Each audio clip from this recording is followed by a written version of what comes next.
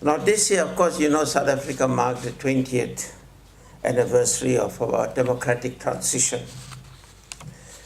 Of course, this transition put an end to South Africa's pariah state. During the apartheid years, South Africa was isolated from the international community. And we, of course, after independence, had to integrate into the international community. Now, the primary foreign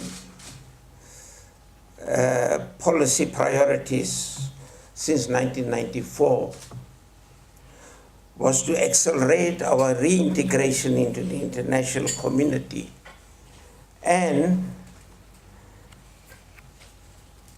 promote an international rule-based system through active and constructive participation in the multilateral institutions and processes. Of course, our foreign policy has been inspired by our own history and our own struggle, guided by our ethos and principles, and foremost, which is the desire for a just, humane, and equitable world. In the conduct of our foreign relations, we attach utmost importance to the promotion of human rights, promotion of democracy, justice, and international rule of law.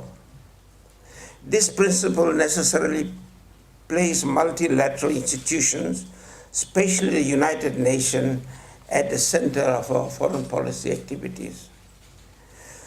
Of course, with the globalization, we found that there's interconnection and interdependence of the countries, and new threats have emerged, such as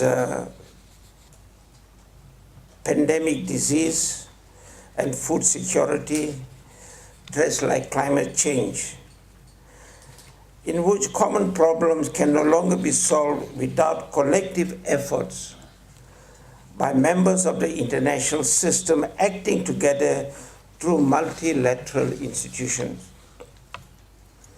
Of course, we regard the centrality of the United Nations in our foreign policy engagement, based on the strong belief in collective and equitable global governance, but also because of the organization's role in the fight against apartheid. The United Nations played an important role in the fight against apartheid with numerous resolutions condemning apartheid and advocating for a free democratic South Africa. For example, in 1973, the United Nations declared apartheid a crime against humanity with the approval of International Convention on the Suppression and Punishments of Crime of Apartheid by the General Assembly. In 1994, South Africa was suspended from the United Nations, but this suspension was restored in June 1994 when we established a democratic society. It is therefore no wonder that with the dawn of democracy in South Africa, the government eagerly plunged into the new international role and enthusiastically took up our responsibilities as an active member of the United Nations. Moreover, taking our place in the community of nations came with high expectations shaped by our peaceful transition to refer to as the South African miracle and the role played by our former president, late President Nelson Mandela. Of course, South Africa met the challenges and immediately took up huge international responsibilities. The principles that motivated our action are still relevant today: a firm belief in multilateralism, especially a global governance system that is fair, equitable, and representative, the promotion of peace and security through global disarmament, the pacific settlement of disputes and promotion of good governance, the promotion of human rights, and the fight against poverty through the promotion of sustainable development. Ladies and gentlemen, time does not permit me to elaborate on the vast activities, achievements of our 20 years of foreign policy, such as because we hosted 1998, we hosted the Non-Aligned Movement Summit in South Africa. We hosted the Commonwealth Heads of Government in 1999. The first summit of the African Union, that was launched here in 2002. The World Summit on Sustainable Development in 2002, and COP17 in 2011. These are some of the achievements that we would like to take note of.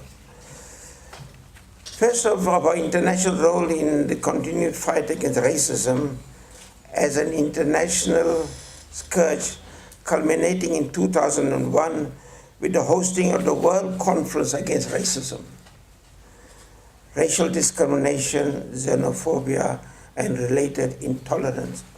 You would recollect the conference that was held in Durban in 2001. Of course, this was chaired by our former Minister of Foreign Affairs, Dr. Nkosazana Dlamini Zuma.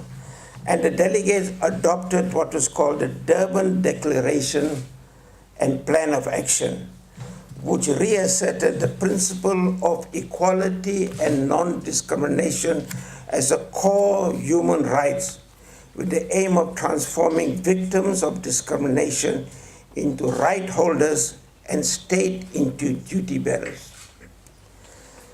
Now, there have been concerted attempts to reverse the outcome of the Durban Declaration and to renege on its commitment, especially by the United States and allies, with the aim of protecting Israel's discriminatory policies. Now, the struggle against racism and other forms of discrimination is not over. It is a process, and it is a long struggle.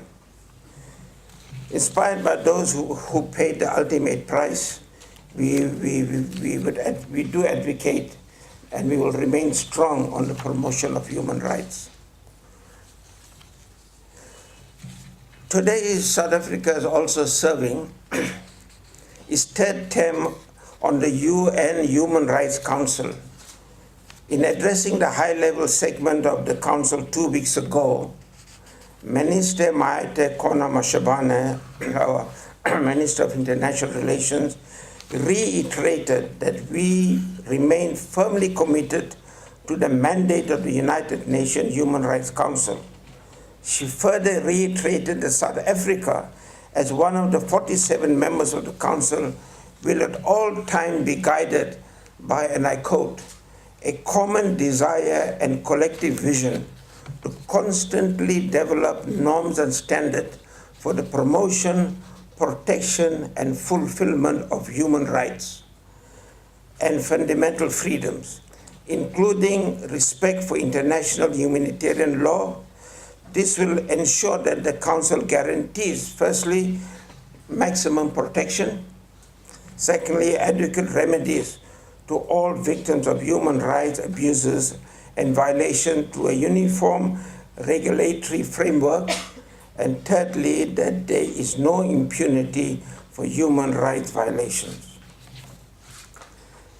Ladies and gentlemen, the second area I wish to highlight is our commitment to see a peaceful world free of weapons of mass destruction. With the voluntary renunciation of our nuclear program, early 1990s, it was natural that South Africa plays an important role in the whole question of nuclear disarmament. In 1995, there was this review and extension conference on nuclear non-proliferation treaty called the NPT. This major international conference since the inauguration of our new government. It is on this occasion that South Africa earned its newfound status as a bridge builder and key player in the multilateral arena for brokering a deal that would not only extend the lifespan of the treaty, but also hold nuclear powers responsible for fulfilling the nuclear disarmament obligation. Building on the achievement of the NPT, South Africa also played a leading role in the process to ban anti-personnel mines that kill and maim civilians and stifle economic growth on the continent, on the African continent and beyond. During the last 20 years, South Africa has been able to build on these early achievements across the full range of disarmament issues, from conventional arms to weapons of mass destruction. Today, ladies and gentlemen, we continue our quest for a world free from the threat posed by arms that are indiscriminate and cause excessive harms to civilians. This includes our active engagement in the area of conventional arms, such as the recently concluded Arms Trade Treaty, as well as efforts to finally rid our world of the existential threat posed by nuclear weapons and other weapons of mass destruction. It is in this context that we are also playing an active role in the recent initiative on the humanitarian impact of nuclear weapons. Ladies and gentlemen, the third area of interest in South Africa's post-apartheid foreign policy has been in the global fight for the eradication of poverty. There are three dimensions essential to this fight for sustainable development, namely the promotion of economic development, social development, and environmental sustainability. No state can achieve such lofty goals on their own, making partnership and global action important to the achievement of national priorities. We acknowledge this link early on when in 1996, South Africa hosted the 9th United Nations Conference on Trade and Development. Under South Africa's leadership, UNCTAD 9 adopted the Midrand Declaration, which stated, and I quote, "At no time in world history has the destiny of all its many different people have so intertwined. They must lead to solidarity in action to eradicate poverty," end quote. Building on this notion, world leaders gathered at the United Nations headquarters in New York in 2000 to adopt the Millennium Declaration, in which they committed to eradicate extreme poverty through the implementation of the Millennium Development Goal by 2015. These international measures have informed our domestic policy, and many of the government's policy aimed at the eradication of poverty and inequality in South Africa. Last week, with the introduction of the 20-year review, South Africa 1994 and 2014, President Zuma announced that South Africa is on track to have fulfilled all its obligations under the Millennium Development Goal by 2015. Today, international focus, of course, is looking beyond 2015. The global economic crisis and the reconfiguration of global politics has opened new opportunities to throw off the shackles of global apartheid and to direct the globalization process to prevent harm to the most vulnerable. A special meeting of the UN General Assembly recently decided to launch an intergovernmental process which will lead to the adoption of the post-2015 development agenda.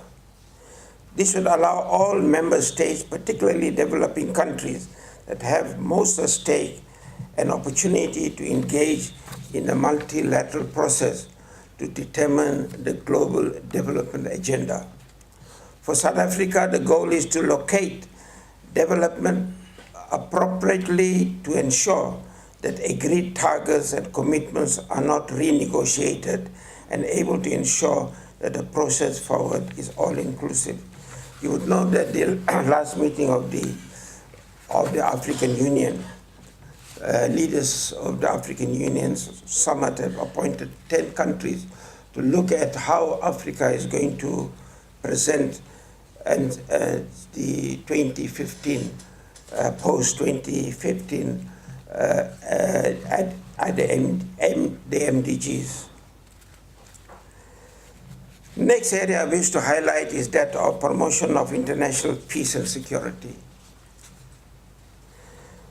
Our own peaceful transition from a brink of civil war is central to our approach to the resolution of dispute and remain an example to the world on how a deeply divided country on the brink of disaster can build a nation through all-inclusive dialogue. Moreover, our approach towards peace and security is based on the belief that South Africa's security and development is inextricably linked to the welfare of our continent. We will only be able to fully deliver our development commitments to our people if we can fully benefit from the economic growth of the continent at peace with itself. Thus, the development and security of the African continent is a key area in our foreign policy. In the past 20 years, we have played an active role in reshaping the OAU, the Organization of African Unity, into the African Union, specifically with the aim of strengthening Africa's ability to address conflicts on the continent.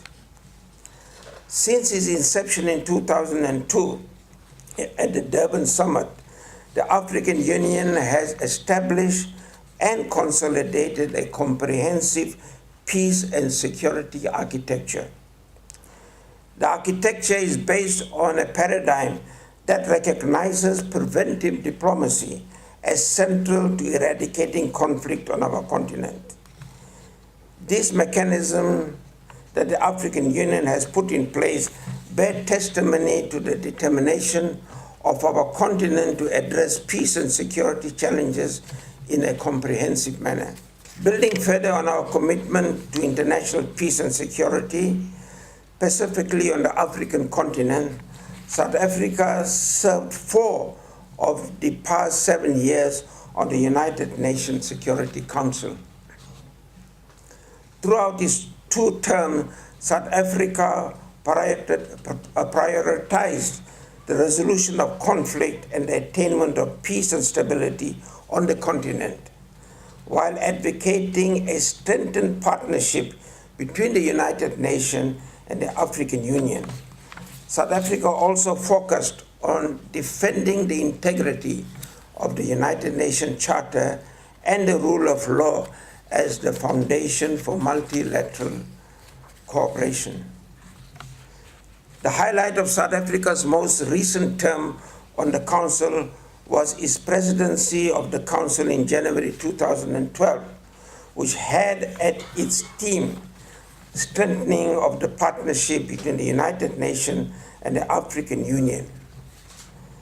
Building on the success of South Africa's 2007 and 2008 United Nations Security Council term in promoting closer cooperation between the UN Security Council and the AU Peace and Security Council, South Africa promoted the view that greater strategic coordination between the 2 bodies would increase the effectiveness of the United Nations Security Council. President Zuma presided over a meeting which resulted in the unanimous adoption of Resolution 2033. The resolution formalizes cooperation between the UN and AU as a permanent part of the Council's work and focuses on achieving coherence between the 2 bodies in dealing with African conflicts. However, we also witnessed numerous failures of the Council. often because of its antiquated structure. One such example is the Security Council's inability to substantially address the long-standing matter of the question of Palestine. Unfortunately, the United Nations Security Council has not been able to move a negotiated settlement towards a two-state solution, along mainly because of the narrow self-interest of one or two permanent members of the Security Council. Members of the Security Council have vetoed 14 resolutions addressing the situation in the Middle East. 10 of the 14 vetoes were cast by the United States, in which 9 were related to the situation between Israel and Palestine. The most recent veto on this matter was cast in February 2011 by the United States, when 138 member states of the United Nations supported a Security Council resolution calling for an end to settlement activities by Israel in the West Bank, including East Jerusalem, as such activities are illegal under international law.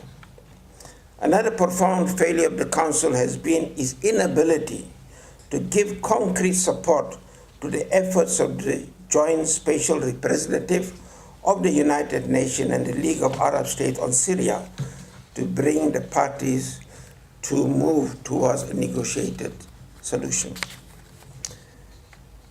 When our last term on the Council ended in December 2012, South Africa left the Security Council more convinced than ever before of the urgency of the long-standing reform of that body. This has motivated our fight to advance the urgent reform of the Security Council, including its working methods, to make it more democratic, representative, and legitimate. In September 2013, President Zuma challenged the United Nations membership to not celebrate the 70th anniversary of the formation of the United Nations in 2015 with an unreformed United Nations Security Council. To put it bluntly, the way the Council is currently formed is unfair to developing and small states, and disenfranchises the majority of the member states of the United Nations, who form the majority of the General Assembly. In its nearly 70 years of existence, the Council has expanded only once, in 1964, when the Council membership was increased from 11 to 15. At the time, the legitimacy of the Council was questioned because 11 members represented only 10% of the UN's membership at the time, as opposed to 21% in 1945 at the creation of the United Nations. Today, the 15 members of the Council represent only 8% of the UN membership. Moreover, how can the Council be legitimate and representative if two continents, namely Africa and Latin America, are not represented at all in the permanent categories? The Security Council remains the primary international organ mandated to promote international peace and security. It is essential that it remains true to its mandate and moves beyond the paralysis brought on by the geopolitical interests of a few member states. The only way this can happen is if world leaders, including those that represent the permanent members of the Security Council, are bold and courageous and commit to enlarging the Security Council urgently. Failure to do so will encourage states to start acting unilaterally with disastrous consequences for all. Ladies and gentlemen, I wish to conclude by restating our commitment to multilateralism. The world is entering a potentially turbulent period as the era of Western primacy comes to an end, and new powers rise and compete over status and interests. To us, it is clear that acting unilaterally and military supremacy are not the answer to preserving stability in this time of flux. The best safeguard of our security and prosperity is to consolidate rather than erode international rule of law, which informs the exercise and limits of the use of state power, and to embed the principles of cooperation over conflict and collaboration over confrontation. The challenge before us is to transform global politics from a power-based hierarchy to a rule-based system of international society. As President Mandela put it in 2002, and I quote, "No country, however powerful it may be, is entitled to act outside the United Nations. The United Nations was established in order that countries, irrespective of continent from which they come, should act through an organized and disciplined body. The United Nations is here to promote peace in the world, and any country that acts outside the United Nations is making a serious mistake," end quote. And I thank you very much.